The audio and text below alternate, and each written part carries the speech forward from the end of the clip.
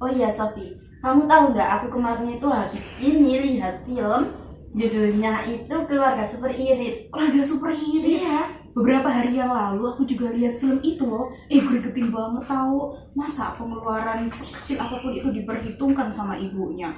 Kayak contohnya nih, pada saat makan, ini buat jatah kamu. Terus anaknya yang mau ngambil. Kalau Ambil nggak lagi salah, itu nggak boleh ya? air nggak sih itu? Oh iya, Nggak minum, boleh. air minum Iya, ya? air minum. Kayak mau lagi itu nggak boleh. Iya, Bener-bener kayak Terus ada lagi tuh, maaf ya, yang air buat cebok cebok itu kan ya Allah Ya yang cuma Allah, satu ya. botol itu. beneran ya, masuk akal banget tahu. Satu botol buat cebok itu kayak misalnya berak gitu. Ya nggak cukup kita aja kalau berak itu satu ember, apalagi cuma satu botol itu. Nggak bisa di ini. Nggak tahu ya gimana ya pemikiran ibunya kok bisa kayak gitu ya. Dia itu iya sih irit hemat boleh, tapi ya jangan segitunya. Kalau kayak gitu kan namanya nggak hanya diri sendiri sih, keluarganya pun juga tersiksa gitu loh. Nah, aku dari film itu keinget sama ini apa teori psikologi, gimana tokonya Albert Bandura tuh. Albert Bandura. Iya. Oh iya, aku tahu. Gimana sih menurut dari teori itu dikaitkan sama film yang udah ditonton tadi? Boleh dijelasin nggak? Aku pengen tahu jadinya. Jadi aku itu mau menjelaskan menit 10 sampai 15. Boleh. Nah, di mana di situ kan ayahnya kerja ya. Dia waktu kerja bosnya itu tiba-tiba ngasih dua pilihan, mau mundur atau gajinya dipotong. Akhirnya dia milih gajinya dipotong kan. Kemudian dia pulang ke rumah bilang ke istrinya kalau gajinya dipotong. Istrinya panik tuh karena uangnya itu kan mau dibuat untuk pindahan rumah yang pertama itu kan. Terus kemudian akhirnya dikumpulkan tuh di ruang meja makan, di mana seluruh anggota itu kan ngomongin tentang gajinya dipotong itu. Kemudian akhirnya di situ ibunya sama ayahnya tuh menjelaskan kalau kita itu harus lebih irit dalam segala hal itu. Nah, di situ proses belajarnya Albert Bandura itu mulai ada. Di sini aku itu mau mengambil dari observational learning sama self-efficacy. Nah, kalau observational learning itu kalau menurut Albert Bandura, di mana seseorang itu bisa belajar melalui pengamatan terhadap perilaku orang lain tanpa dia itu harus melakukan suatu hal itu. Nah, di situ di observational learning itu ada 4 menurut Albert Bandura. Yang pertama ada atensi, yang kedua representasi dan produksi, yang terakhir motivasi. Nah, kalau misalnya atensi itu menurut Albert Bandura itu dia itu melihat. Jadi anak sama istrinya itu melihat Tony itu dia itu kan berperan sebagai kepala keluarga tuh. Jadi dimana anak dan istrinya itu melihat si Tony itu. Kemudian yang kedua itu kan ada representasi. Representasi kalau menurut Albert Bandura itu mengingat, dimana setelah dia memperhatikan itu akhirnya anggota keluarganya seperti anaknya, istrinya itu mulai menyimpan informasi mengenai gimana kayak ayahnya itu hemat, terus harus anak-anak itu akhirnya mulai mengurangi kebiasaan jajan, terus ibu juga mulai menyesuaikan kebutuhan rumah seperti itu. Kemudian yang terakhir itu motivasi. Motivasi itu kan sama dengan sama kayak percaya diri ya. Iya benar. Motivasinya di keluarga Super Irit muncul itu karena adanya tujuan bersama kan, kayak menjaga stabilitas ekonomi keluarga. Terus ayah itu kayak memberikan pujian kan, kayak setelah anak-anaknya itu bisa irit atau hidup hemat itu ayahnya selalu mengasih pujian itu. Jadinya akhirnya anak-anaknya itu termotivasi oleh omongan ayahnya itu. Nah, yang kedua self-efficacy itu menurut Albert Bandura, selain observation learning, self-efficacy ini juga keyakinan di mana seorang anak dan istrinya itu yakin karena adanya motivasi oleh ayahnya. Ayahnya tadi kan menunjukkan di mana dia tuh yakin bahwa keluarga ini tuh mampu bertahan walau dalam keadaan ekonomi yang sulit kan. Aku jadi mau tanya sesuatu, udah boleh nggak? Boleh dong. Oke. Jadi menurut Nadia, apakah modeling yang efektif itu harus selalu datang dari figur otoritas seperti ayah yang Pak Tony tadi? Nah, bagaimana jika peran tersebut itu diambil oleh si ibu atau si anak itu? Gimana sih? Kalau misalnya model ya, itu nggak harus dari ayahnya kepala keluarga, bisa saja terbentuk dari ibu anaknya. Karena kan kalau misalnya di keluarga super irit itu kan modelnya itu ayahnya, karena dia kan kepala keluarga gitu ya. Jadi dia itu berperan sebagai model utama gitu loh. Bisa nih jadi model utama dari keluarga tersebut, seperti kayak ibu bisa mengatur belanja, memasak hemat, dan mengelola kebutuhan rumah tangga itu bisa pas gitu loh, bisa cukup. Nah itu kan juga bisa untuk anak-anaknya kan kayak bisa meniru ibunya kan. Nah kalau misalnya anak juga bisa menjadi model bagi keluarga itu, karena misalnya ketika anak itu berhasil untuk menahan diri, tidak jajan atau patuh pada aturan hemat.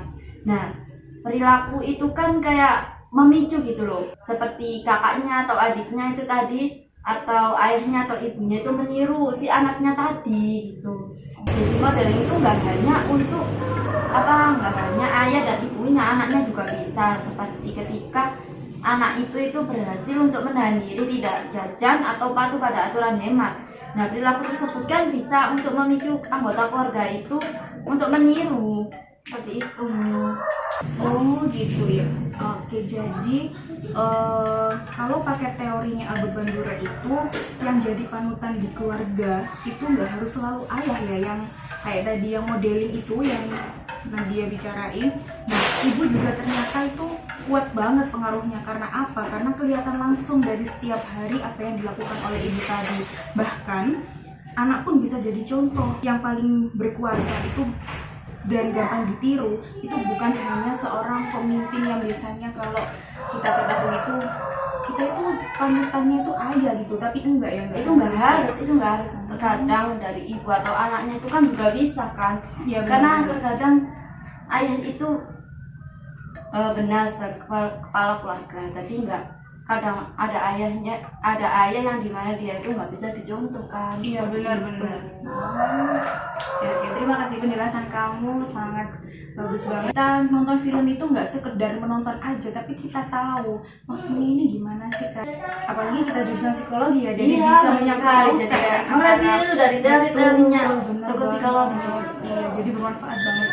Oke, jadi kan tadi itu udah aku jelasin nih tentang tokonya Albert Bandura. Nah, aku mau tanya, tadi katanya Sofi kan menurut tokonya Abraham Maslow kan ya. Nah, kalau menurut Sofi nih, toko Abraham Maslow itu seperti apa? Kalau dilihat dari keluarga super irit, menurut Abraham Maslow itu seperti apa?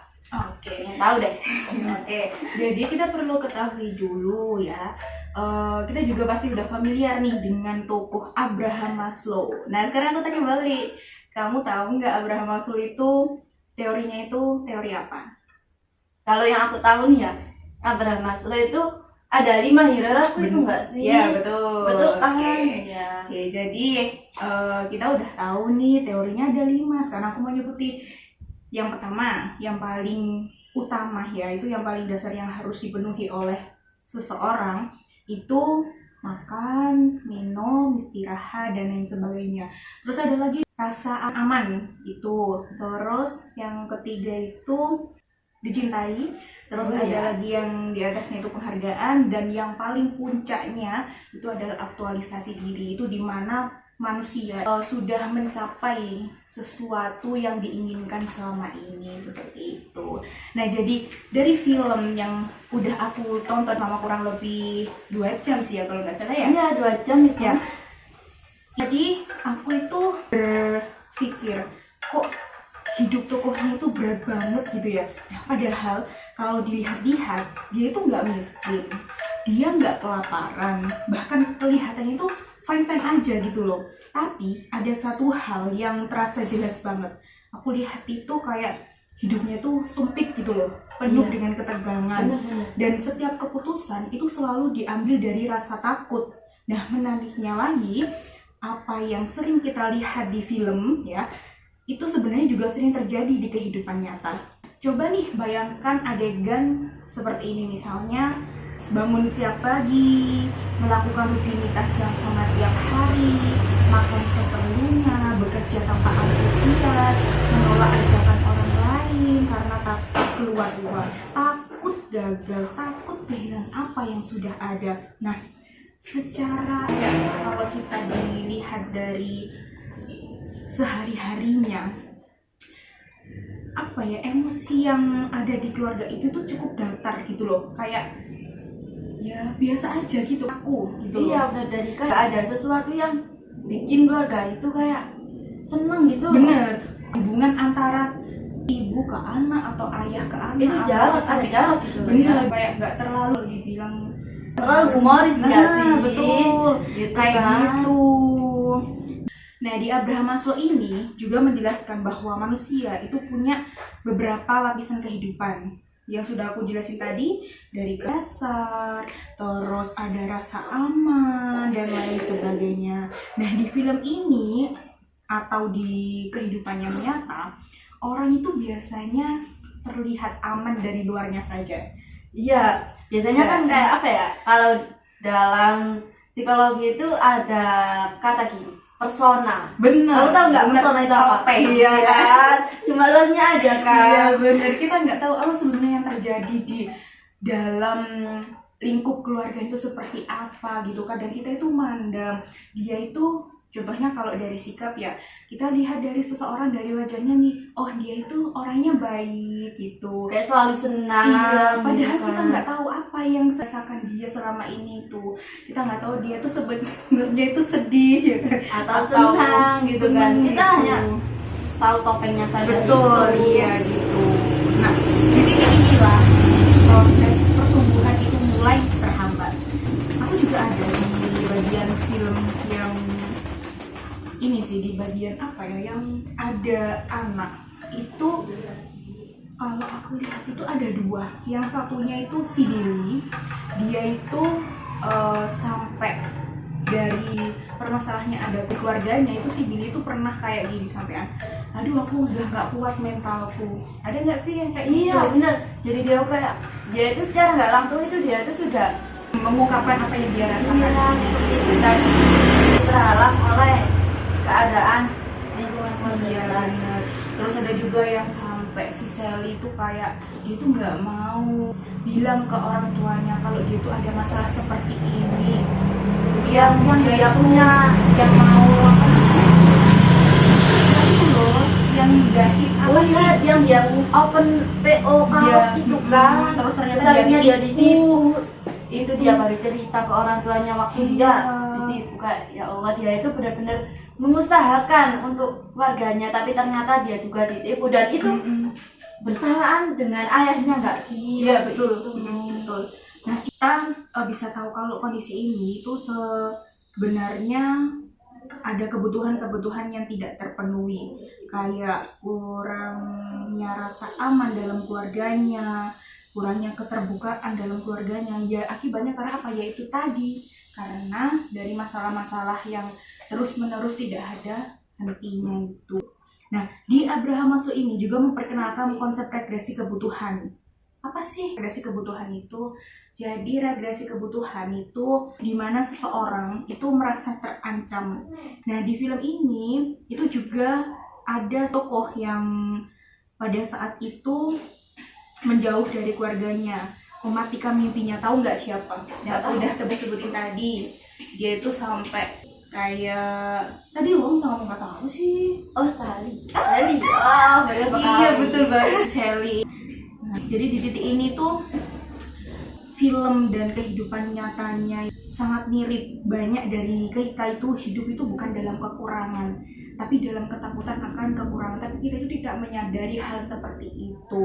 Nah, kita juga menyebutnya memang hemat, tapi padahal yang bekerja di baliknya itu adalah rasa tidak aman. Dan selama hidup itu dijalani dengan mode bertahan, kita mungkin selamat tapi kita tidak benar-benar hidup. Jadi sebaiknya ya boleh kita menghemat, tapi kita sekitarnya itu menghemati dalam kondisi kita itu juga hidup itu menikmati gitu loh.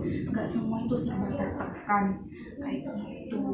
Kita juga hidup bukan hanya buat mencari rasa aman aja, tapi kita hidup juga bermakna seperti Betul sekali, karena terkadang orang itu kayak di keluarga itu dia itu nggak pernah cukup gitu loh, kayak ngerasa nggak pernah cukup sih itu. Padahal sebenarnya itu cukup, tapi mereka aja yang kurang untuk memahami kecukupan itu. Benar gitu. Itu aja sih yang aku tangkap dari teorinya Bro Maslow ya. Apa ada dia mau bertanya sesuatu? Boleh kok. Jadi aku mau tanya nih, Boleh.